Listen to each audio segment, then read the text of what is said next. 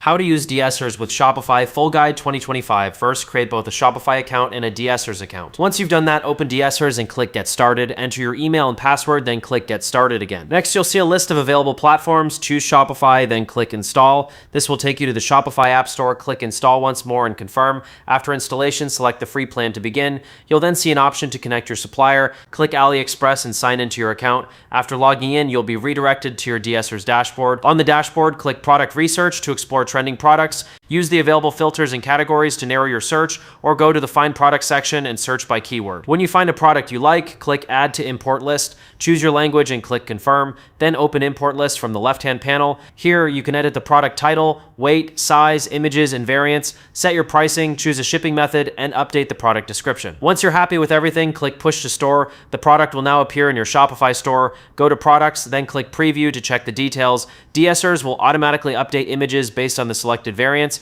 You can also enable features such as automatic inventory updates, price updates, and connect the Loox app to import product reviews.